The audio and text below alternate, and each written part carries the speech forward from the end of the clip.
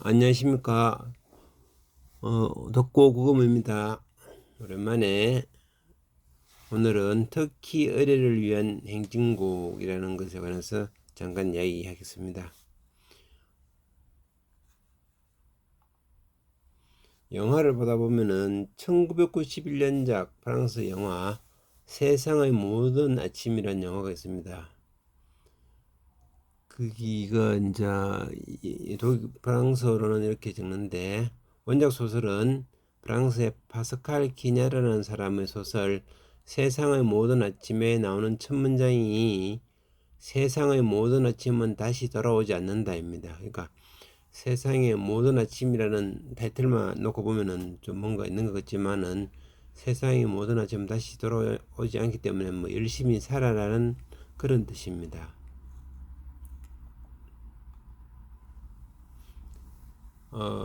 그 음악 중에 오늘 아까 제목이 터키 의식을 위한 행진곡이라는 게 있는데, 이 음악은 영화의 후반부에 나오게 됩니다. 음악은 영화의 중후반부에 바라이 비올라, 우리가 흔히 생각하는 그 비올라 비슷하지만은 악기는 다르다고 합니다. 저는 파리에 얹는 브라키오, 그러니까 비올라 다 브라키오는 팔에 얹는 것들이고, 비올라 다 감바는 이제 발로 끼우고 하는 것들입니다. 이런 것을 이제 마랭마레가 연습하고 있을 때 흐르는 음악이 있습니다. 영화는 이 부분 얘기해서 간단하게 얘기하면, 이제 스승인 생트 콜롱보와 그의 첫째 딸 마들린이 이 비올라 다 감바를 연습하고 있는데, 제자인 마랭마레가 와서 비올라 다 감바를 배우게 됩니다. 영화 중반을 넘어가게 되면은 마랭마레가 스승 생트 콜롱보 음악을 배우기 위해서 첫째 딸 마들린과 사귀고, 이렇게 하다가 이제 궁중의 부름을 받고 가버립니다. 이 스승인 생트 콜롬보는 궁중의 부름 받고 뭐 세속적인 음악 하는 걸 싫어해서 별로 안 좋아하는데, 어쨌든 이 사람은 출사하기 위해서 궁중의 부름을 받고 상경하게 됩니다. 그래서 발이 올라가게 되고, 그러나 그때 이미 첫째 딸은 마랭마레와 연애를 해서 임신한 상태였는데, 결국 유산을 하고 나중에 마랭마레가 딴 여자랑 한다는 이야기를 듣고 정신이 많이 피폐해집니다. 그래서 아마 자살할지도 모른다는 소식을 이 스승인 생트 콜롬보 즉 마들렌의 아빠가 마랭마레한테 전하고, 이 마랭마레가 달려올 때 흐른 음악이 있습니다.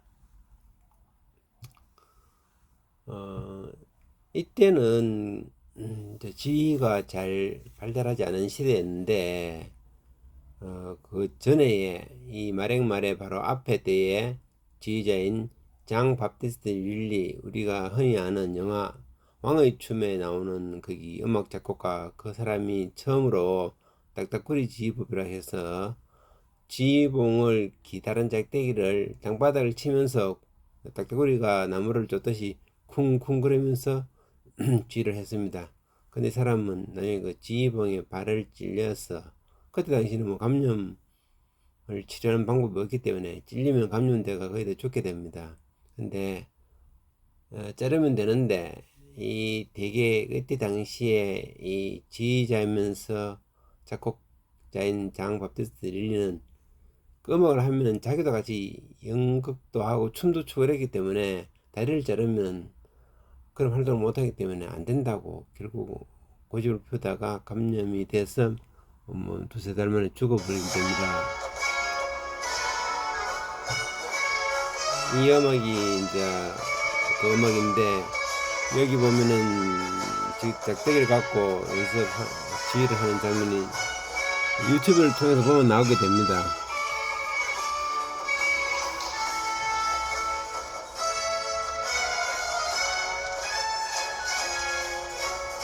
이 음악 들으면은 왠지 우리는 그냥 트루프 터키풍의 음악이네 하는 느낌을 다 느끼게 됩니다. 그런데 이런 음악이 이미 루이 14세 때 작곡된 음악들입니다. 좀 다른 영화를 하나 더 보면은 이제 이 왕의 춤, 이 왕이 루이 14세입니다.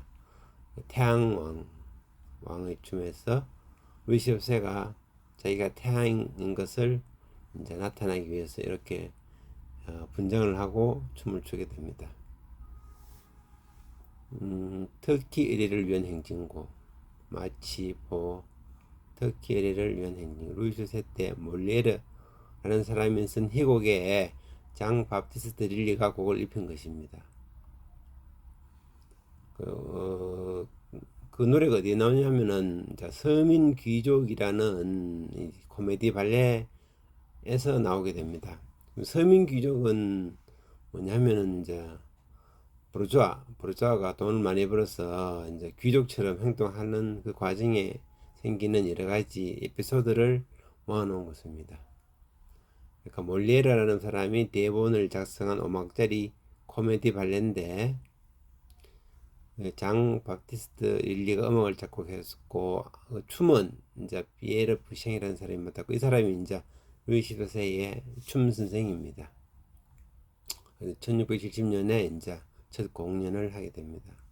그러니까 1670년에 첫 공연했는데 1669년에 좀 사건이 하나 있었습니다.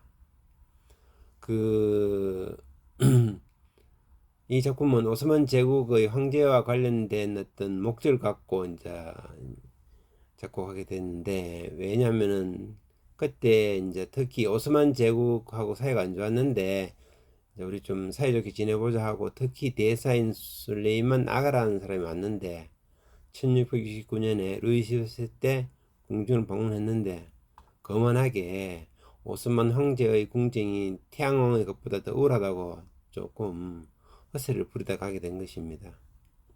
그래서 이제 루이 14세가 기도 안 차고 좀 터키 놈들 엠먹이라고 오페라를 한 개 작곡하라 해서 만들어진 게 이 서민 귀족입니다. 그래서 영화를 보면은 폐하께서 명하신 작품 하나가 완성 단계에 이르렀습니다. 폐하를 귀찮게 굴던 터키인들의 이야기도 있습니다. 이렇게 진행이 됩니다. 이제 좀 거의 코미디 수준입니다. 코미디 수준이고 이 음악 자체가 아까 듣던 그 음악입니다.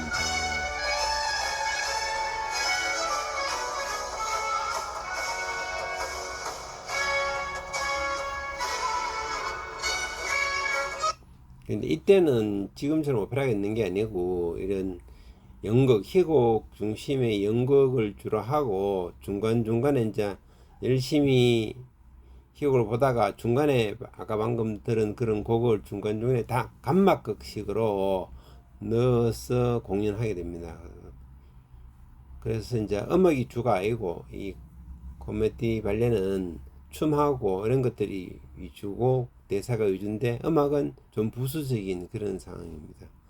이 사람이 몰리에르고 이 사람이 릴리입니다. 그러니까 글 쓰는 작곡자나 지휘자가 실제적으로 이 자기들도 같은 무대에 서게 됩니다. 결국 이 코미디 발레인 서민귀족은 이 장면, 이제 방랑 기사를 만드는 트루키 의식을 우습게 하기 위해서 만들어졌다고 할 수 있습니다. 근데 음악적으로 어떠냐면은 그 터키 음악을 작곡해서 터키 음악이 우스꽝스럽다는 것을 이제 나타냅니다. 그래서 이제 첫 박자마다 과장된 액센트를 넣어서 억지로 웃음을 참고 있는 형국, 그런 것으로서 이제 터키를 엿보이는 것이죠. 이제 인터넷에 찾아본 웃음 포인트라는 것은 그 시대에 이제 이국적이고 과장된 음악을 써서 웃음을 유발하는 것입니다. 문화적 패러디, 그러니까 그 방랑기사라는 하는 것이 우리 흔히 아는 돈키호테처럼 과장된 삶을 살기 때문에 그런 것이 다 포함해서 우습게 되는 것입니다. 역사를 연기 때문에 무대가 뒤집혀져서 하면서 이 몰리에르가 릴리를 지금 달래고 있습니다. 우리가 흔히 이제 영어가 세계적인 언어가 된 것이 셰익스피어 덕분이고 독일어가 수준이 올라간 것이 괴테 덕분이고 이태리어가 단테 덕분에 수준이 올라갔고 스페인어는 세르반테스 때문에 수준이 올라갔다는데, 그럼 프랑스는 누구냐? 이 사람들 몰리에르 루이 14세 때 희곡 대본을 많이 쓴 사람 몰레르입니다. 몰레르 많은 작품이 있는데 한번 찾아 읽어보시기 바랍니다. 그리고 이 음악의 영향으로 이제 모차르트 이후에 모차르트 특히 행진곡, 베토벤 특히 행진곡 등이 있습니다. 엄밀하게 특히 행진곡은 아니죠. 특히 풍의 노래라는 뜻입니다. 그럼 여기에 나오는 이제 마마무시 방랑기사는 이제 터키의 어떤 그런 방랑기사를 이야기하는 것입니다. 돈키호테 같은 그런 사람 이야기입니다. 문학에서 뭐 중요한 역할, 그러니까 특정 주권이나 영주에 속하지 않고 돌아다니면서 자신의 명예와 용기를 증명하고 약자를 보호하고 정의를 실현하는 사람, 그런 사람인데 이제 그 기사를 만드는 과정에서 기사를 임명하는 의식하면서 흐르는 음악입니다. 이 장 밥티스트 릴리의 트로크 의식을 위한 행진곡은 여러 사람 이후에 이제 터키 행진곡풍의 노래를 많이 만들게 합니다. 그러니까 모차르트 터키 행진곡은 사실 터키 행진곡이 아니고 그 피아노 소나타 중에 3악장을 이제 터키풍을 리듬으로 연주하기 때문에 터키 행진곡이라고 부르는 것입니다. 베토벤의 터키 행진곡도 이제 그 아테네의 표라는 곡 중에 들어있는 일부이고, 하이든의 군대 행진곡, 장필라모도 이제 우아한 인도의 나라들이라는 오페라 속에 이제 터키풍의 음악이 있다고 합니다. 결국 이제 터키풍의 음악이 이미 루이 14세 때부터 적극되어라고 이후에 많은 영향을 주은 듯합니다. 예, 오늘은 여기까지입니다.